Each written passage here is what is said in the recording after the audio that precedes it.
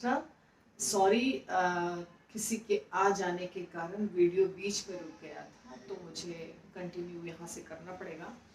तो हम ये चर्चा कर रहे थे कि कुछ भक्तों को लगता है कि जब तक हम घर छोड़कर नहीं जाएंगे तब तक हम भक्ति नहीं कर पाएंगे और भगवान को प्राप्त नहीं कर पाएंगे। उसके पीछे ये कारण भी एक है कि उन्हें लगता है कि घर में मैं भक्ति ठीक से नहीं कर पा रहा हूँ, क्योंकि घर के सदस्य हमें परेशान कर रहे हैं, डिमांड कर रहे हैं या बाधा उत्पन्न कर रहे हैं। तो इस बात को हमें समझना होगा कि भक्ति हम अकेले करते हैं। अर्थात भक्ति करने का जो बीड़ा उठाया है हमने कि मुझे भक्ति करनी है, हमने जो तय किया है कि मुझे भक्ति करनी है और हमें गुरु और कृष्ण को प्रसन्न करना है, इसके लिए प्रयास खुद करना पड़ता है। घर के जो सदस्य हैं वो सब अलग अलग विचार के होंगे। आपके घर के, सबके घर के सदस्य अलग अलग विचार के होते हैं। उनको कितना परसेंट सरेंडर करना है भगवान को, उनको कब भगवत धाम जाना है, ये उनका पर्सनल चॉइस है। इससे आपको कुछ नहीं मतलब होना चाहिए। ऐसा नहीं है कि पति पत्नी और बच्चे सब एक साथ भगवत धाम जाएंगे, ऐसा नहीं होता। तो घर में रह के या जंगल में गृह ठाको बौने ठाको सदा हरि बोले ठाको, भक्ति विनोद ठाकुर ने कहा है, कहीं भी रहिए आपको भगवान का नाम लेना है।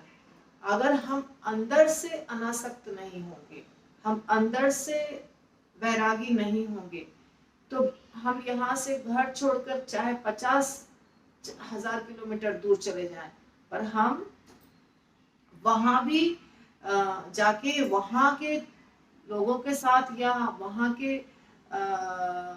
ब्रह्मचारियों के साथ जहां भी रहेंगे, वहां भी हम आसक्त हो जाएंगे धन दौलत से, पोजीशन से, इन चीजों से। मंदिर में भी जाकर के हम नाम प्रतिष्ठा धन इत्यादि से आसक्त हो जाएंगे। आपको पता है ना, भक्ति सिद्धांत सरस्वती ठाकुर गोस्वामी महाराज के जो शिष्य थे, शिष्यगण थे, शिष्य नहीं बहुत सारे शिष्य थे गौड़ीय मठ के, वो सारे शिष्य रूम के लिए आपस में वाद विवाद किए, झगड़ा किए, बहुत कुछ किए।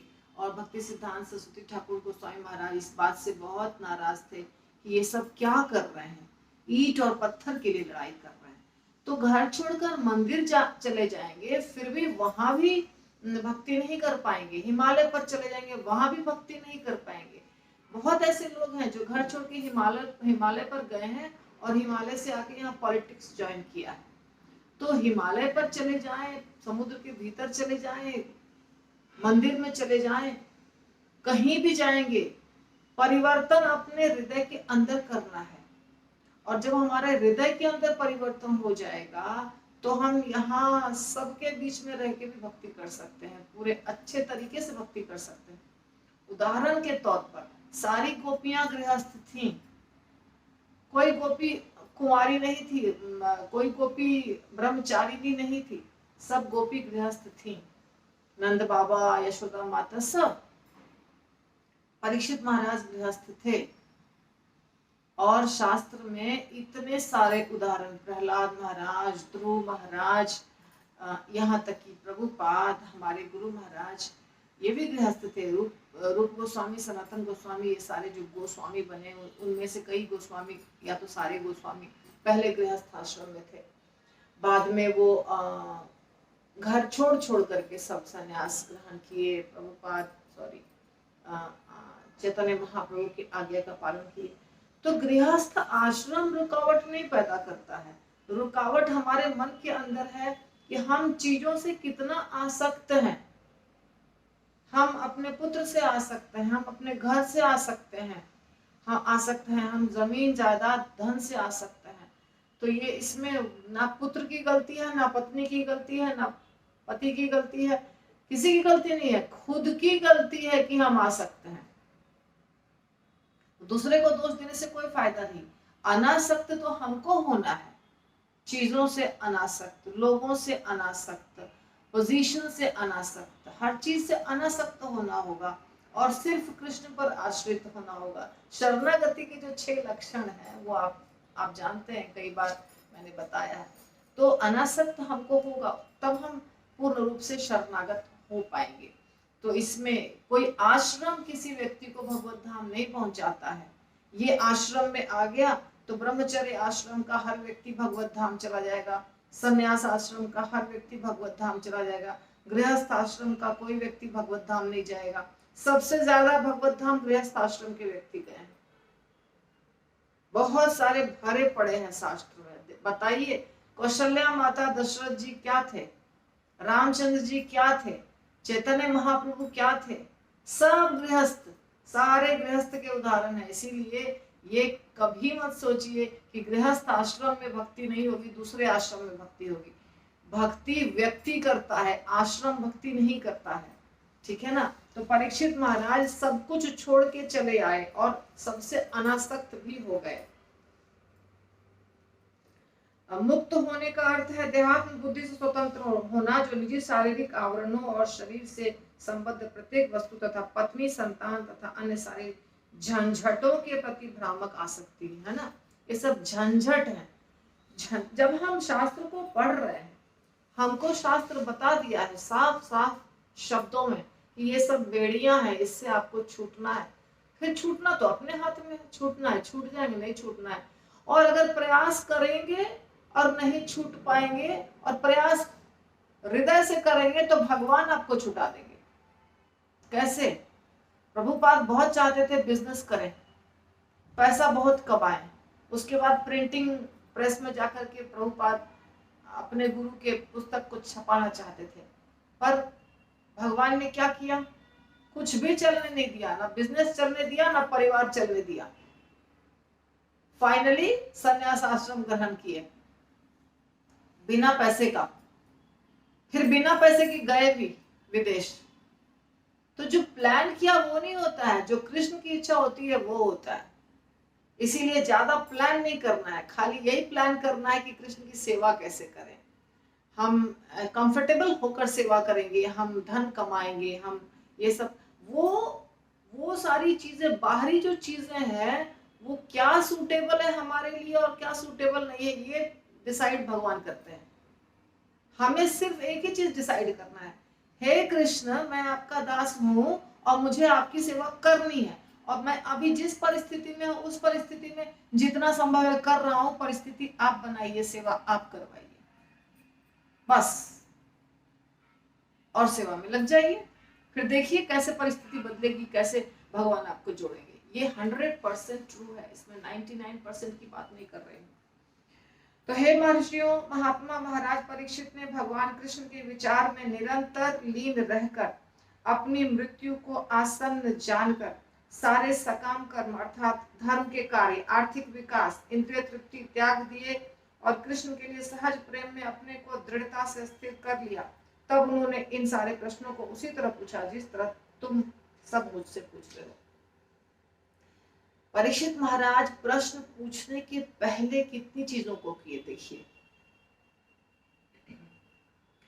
सकाम कर्म अर्थात धार्मिक कार्य, धार्मिक कार्य बहुत सारे होते हैं ना, जैसे बहुत सारे ऐसे रिचुअलिस्टिक बोलते हैं लोग, जो चला आ रहा है, हमारे दादा परदादा दादी सबने किया है, हम भी कर रहे हैं।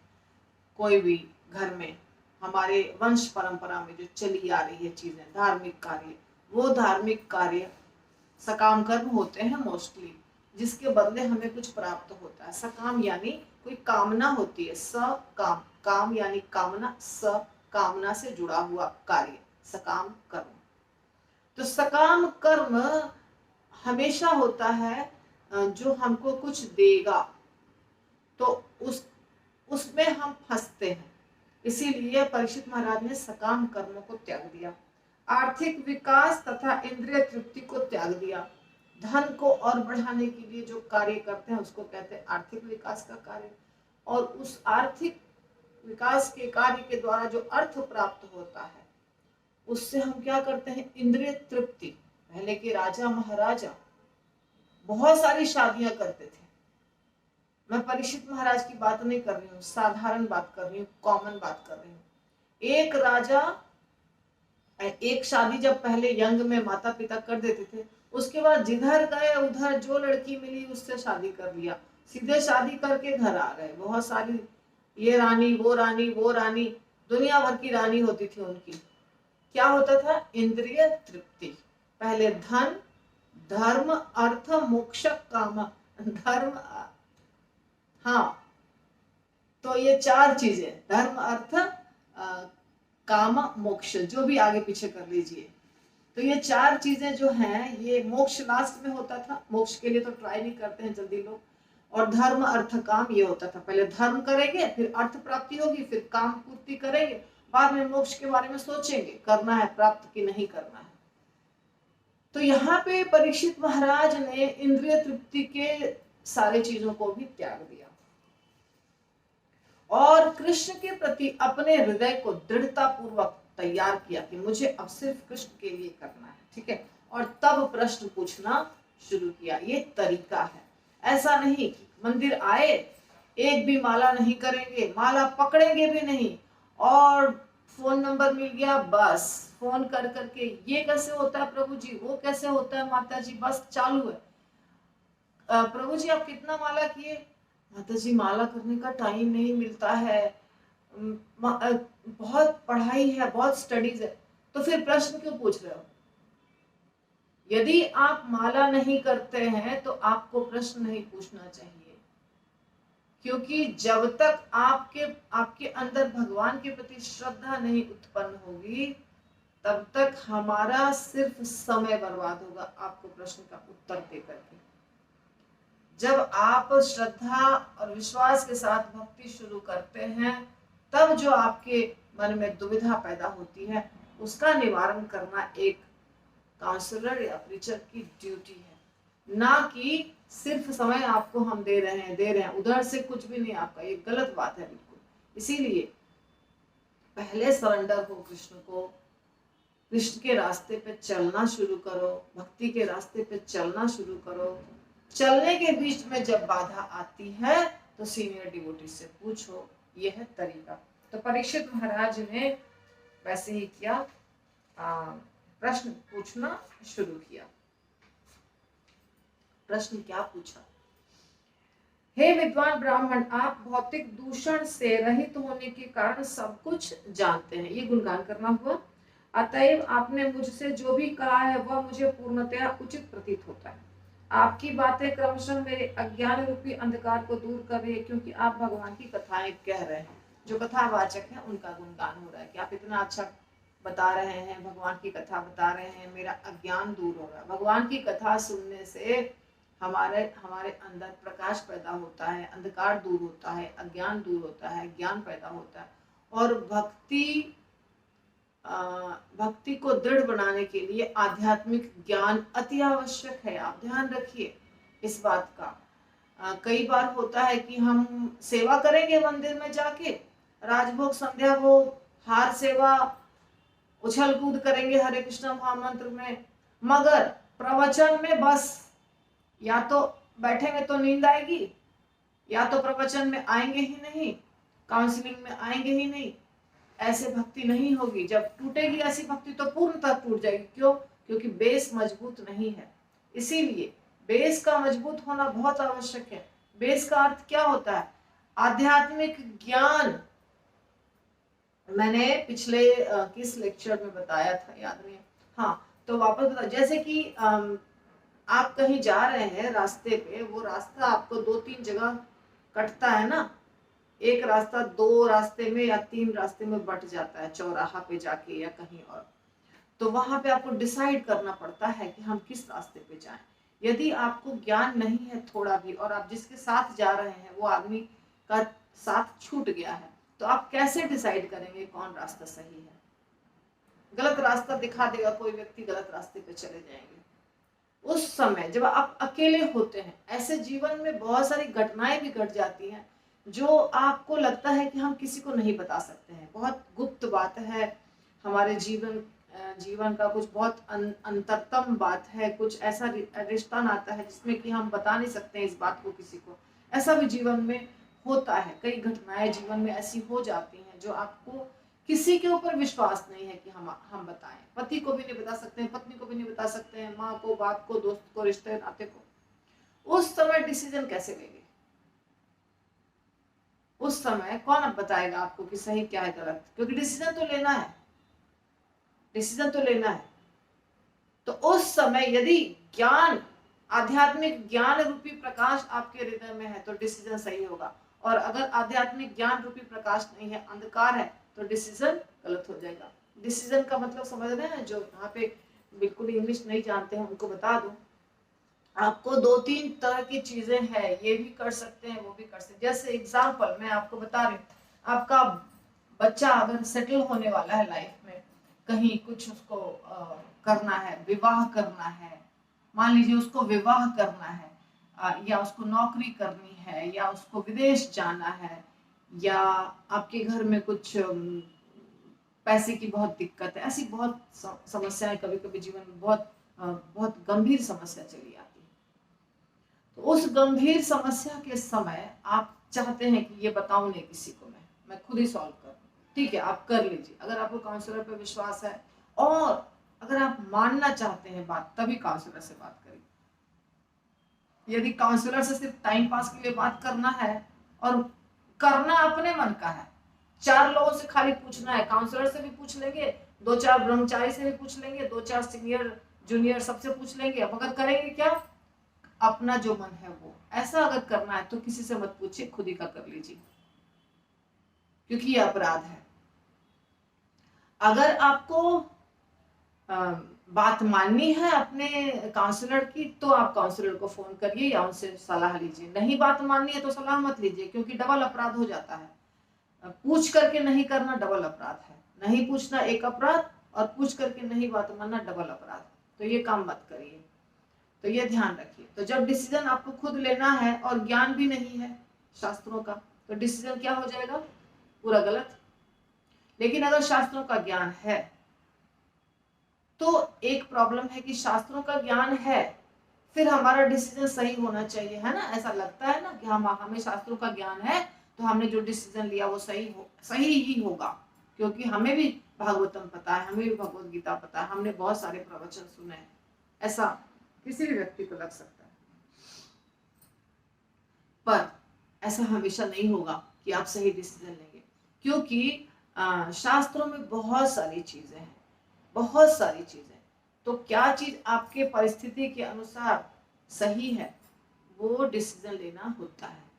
आपकी जो परिस्थिति है उसमें वो कौन सा सूटेबल है, वो डिसीजन लेना होता है, और वो डिसीजन इतना आसान नहीं होता है लेना। तो इसीलिए जरूरत पड़ती है। लेकिन फिर भी यदि फिर भी अगर कॉन्फिडेंशियल चीजें नहीं बताना चाहते हैं, तो आपको सिर्फ हेल्प करेगा शास्त्रों का ज्ञान, बस और कुछ नहीं। इसीलिए हर व्यक्ति को शास्त्रों का ज्ञान होना ही चाहिए। हम सोचते हैं कि हम मालिक हैं, हम सब कुछ हैं, हम अपना घर चला रहे हैं, बहुत होशियार हैं, हम अपना घर बहुत होशियारी से चला रहे हैं, हमारे जीवन में कोई चीज की कभी कोई दिक्कत नहीं हुई है। पर कब तक आप उस घर के मालिक कब तक रहेंगे? जब तक आपका शरीर मजबूत है। इसके बाद आपको कोई मालिक मानने वाला नहीं है। इसीलिए धन दौलत रिश्ते नातों से अनासक्त होकर भगवान की तरफ मुड़ जाना सबसे अच्छा है। और ये सब चीज का ज्ञान व्यक्ति को शास्त्रों से आता है, वैराग्य भी शास्त्रों से आता है, ज्ञान भी शास्त्रों से आता है। आपको पता है ना धृतराष्ट्र किस तरह आसक्त थे? धृतराष्ट्र इतना ज्यादा आसक्त थे कि पांडवों ने हत्या की उसके 100 पुत्रों की, उसके बाद भी पांडवों के साथ रह रहे थे। क्यों? क्योंकि महल का सुख चाहिए था। जिस व्यक्ति ने मेरे पुत्र की हत्या की, उस व्यक्ति के घर कौन रहेगा बताइए? लेकिन जब भौतिक विचार बहुत ज्यादा प्रबल हो जाते हैं तो व्यक्ति कुछ भी करता है। तो धृतराष्ट्र उन्हीं के साथ रह रहा था।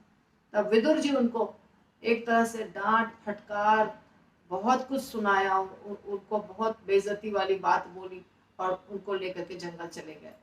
तो जब हम चीजों से आसक्त रहते हैं, भौतिक चीजों से आसक्त रहते हैं, डिसीजन सही नहीं ले पाते हैं हमें जीवन में क्या करना है और क्या नहीं करना। इसीलिए हमें शास्त्रों का ज्ञान अच्छे से गहराई से होना बहुत आवश्यक है। इसीलिए कभी लापरवाह मत होइए, शास्त्रों के ज्ञान में लापरवाही बिल्कुल सही नहीं है। शास्त्रों का ज्ञान होने का मतलब सिर्फ पढ़ना नहीं है, उसको ठीक से समझना, हृदय में उतारना, जीवन में उतारना, और ये भगवत कृपा से होती है और गुरु की कृपा से होती है। तो राजा कहते हैं परीक्षित महाराज, हे विद्वान ब्राह्मण, आप भौतिक दूषण से रहित होने के कारण सब कुछ जानते हैं, और आपने मुझसे जो भी कहा है वो मुझे पूर्णतया उचित प्रतीत हो रहा है। आपकी बातें क्रमशः मेरे अज्ञान रूपी अंधकार को दूर कर रही है, क्योंकि आप भगवान की कथाएं कह रहे हैं। मैं आपसे यह जानना चाहता हूँ कि भगवान किस प्रकार अपनी निजी शक्तियों से इस रूप में इन दृश्य ब्रह्मांडों की सृष्टि करते हैं, जो बड़े से बड़े देवताओं के लिए भी अचिंत्य है। बहुत सुंदर प्रश्न है। मतलब अब सृष्टि शुरू, अब सृष्टि के बारे में आपको जानकारी मिलेगी, बहुत ही इंटरेस्टिंग और बहुत गूढ़ कॉम्प्लिकेटेड सब्जेक्ट मैटर। तो पूछ रहे हैं परीक्षित महाराज कि आप बताइए कि भगवान ये सब चीज की सृष्टि कैसे किए, जो दिखाई दे रहा है हमें, सूर्य, चंद्रमा, हर चीज, पहाड़, पृथ्वी, धरती, नदियां, इसकी सृष्टि भगवान ने कैसे की। कृपया बताएं कि सर्वशक्तिमान परमेश्वर किस तरह अपनी विभिन्न शक्तियों तथा विभिन्न अंशों को इस व्यवहार जगत के पालन करने में लगाते हैं और फिर एक खिलाड़ी की तरह से समेट लेते हैं। तो भगवान ही सबको यहाँ पे भेजते हैं। ये छोटा सा घर हमारा होता है, तो इसको चलाने के लिए घर में एक परमानेंट लेडी रहती है, जिसको हाउसवाइफ कहते हैं। सुबह से शाम तक उसका कार्य होता है। उसके साथ साथ नौकरानी रहती है, उसके साथ साथ देखिए बिजली का विभाग है, पानी का विभाग है, बाहर कचरा फेंकने वाला वॉचमैन है, बहुत सारे व्यवस्थाएं हैं घर को चलाने के लिए। कपड़े लाते हैं, गहने लाते हैं, खाने पीने की चीजें लाते हैं बाहर से। तो एक घर को चलाने में आपको इतना मेहनत लगता है, धन लगता है। अगर माता जी कहीं चली जाएं, बीमार पड़ जाएं 8 दिन के लिए, और उस कुछ कर नहीं पाए, बेड रिडन हो जाएं, बेड पे सो जाएं, तो उस घर की क्या हालत होगी, उस घर के प्रभु जी से पूछिए। मात्र 8 दिन में उस घर की क्या हालत होगी। क्योंकि किसी भी चीज को चलाने के लिए बहुत सारी व्यवस्थाएं लगती हैं। वो अपने आप घर में साफ होता है ना, अपने आप खाना बनता है ना, अपने आप कपड़ा धुलता है ना, अपने आप कोई सामान अपने जगह पर जाके रखाता है।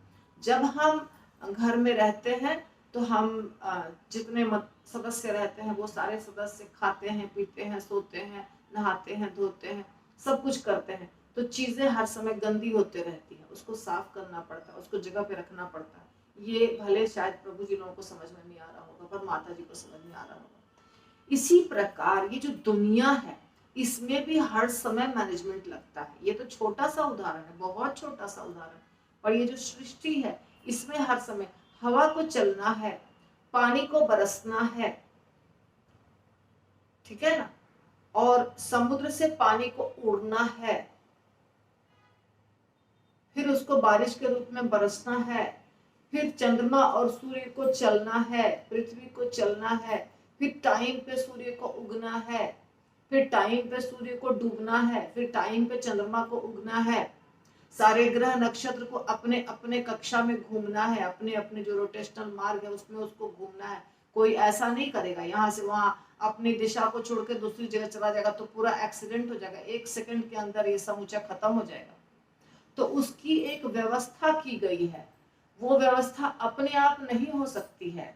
जब ये छोटा सा घर अपने आप नहीं चल सकता है, तो ये दुनिया में जो लाखों अनगिनत, लाखों और करोड़ों तो बहुत छोटा शब्द है, अनगिनत ग्रह नक्षत्र जो हवा में तैर रहे हैं, हवा में तैर रहे हैं, है ना। यहाँ पे हवा में तो हम एक छोटे से बॉल को भी नहीं टिका सकते हैं, पर इतने बड़े बड़े ग्रह नक्षत्र हवा में कैसे घूम रहे हैं, कैसे वो अपने दूरी पर चल रहे हैं, अपने उस स्थान पर चल रहे हैं, उसका जो मूवमेंट की दिशा है उस पर चल रहे हैं। जैसे साइंस की भाषा में भी आप देखते हैं ना, गैलेक्सी है, बहुत सारी चीजें साइंस की भाषा में भी, साइंस को भी पता है, धर्म को भी पता है, शास्त्र को भी पता है। तो इसको चलाने वाला कोई है, और वो एक नहीं है, वो बहुत सारे हैं, अलग अलग अलग डिपार्टमेंट को, जैसे घर को चलाने के लिए बहुत लोगों की आवश्यकता होती है, बहुत सारे एनर्जी की आवश्यकता होती है, उसी प्रकार इस दुनिया को भी चलाने के लिए बहुत तरह की चीजें करनी पड़ती हैं और वो एक व्यक्ति नहीं कर सकता है। तो भगवान कैसे इतनी चीजों को चला रहे हैं, कितने लोगों को यहाँ भेजा है और वो सारे लोग कैसे कार्य कर रहे हैं, ये सब क्वेश्चन है परीक्षित महाराज का। इन शॉर्ट, कैसे आप इस सृष्टि करते हैं, कैसे आप इस सृष्टि को चलाते हैं और कैसे बाद में सृष्टि को समाप्त कर देते हैं, ये सारे प्रश्न हैं।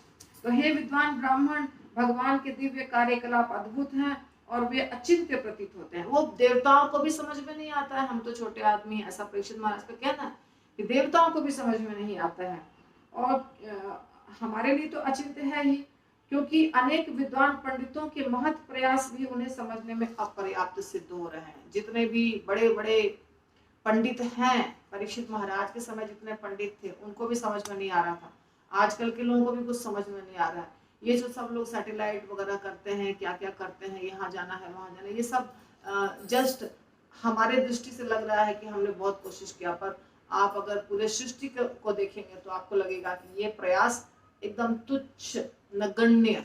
जैसे सूरज और सूरज के सामने जुगनू, जुगनू का प्रयास और सूरज के प्रकाश और सूरज के प्रकाश में कितना अंतर है। वैसे ही वैज्ञानिक जो जाने की कोशिश कर रहे हैं चंद्रमा पर या कहीं भी मंगल पर, ये सब मात्र एक खिलौना की तरह कुछ कर रहे हैं, खेल कर रहे हैं, ऐसा ही है और कुछ नहीं। तो ये समझ में आना बहुत मुश्किल है। भगवान एक है, चाहे वे प्रकृति के गुणों से अकेले कर्म करें या एक साथ कई रूपों में विस्तार करें या कि प्रकृति के गुणों के निर्देशन हेतु बारी बारी से विस्तार करें। तो भगवान को जैसे इच्छा है वैसे वो विस्तारित करते हैं। तो मेरे दिमाग में बहुत सारे प्रश्न उठ रहे हैं, परीक्षित महाराज कह रहे हैं तो कैसे करते हैं? कृपया इन सारे संशय प्रद प्रश्नों का निवारण कर दें, क्योंकि आप न केवल वैदिक साहित्य के परम विद्वान एवं आध्यात्म में आत्मसिद्ध हैं, अभी तो आप भगवान के महान भक्त हैं, अतएव आप भगवान के ही समान हैं। तो आपको सब ज्ञान है, आपको सब कुछ पता है, आप भगवान के भक्त भी हैं और आप विद्वान भी हैं, वेदों को भी जानते हैं, आप सिद्ध भी हैं, आत्मसिद्ध हैं, आप में कोई दोष नहीं है, आपके अंदर कोई ऐसे इंद्रिय तृप्ति की इच्छा नहीं है। तो ऐसा व्यक्ति ही सब कुछ बता सकता है, ऐसा विचार है परीक्षित महाराज का। इसलिए कह रहे हैं कि आप हमें बता सकते हैं। तो हम यहाँ पे ही आज का सेशन रोकेंगे। 10 श्लोक हुए हैं। श्रीमद् भागवतम कथा की जय। परीक्षित महाराज और सुखदेव गोस्वामी के संवाद की जय। निताय गौर ब्रह्मानंदे हरि हरि बोल। श्रील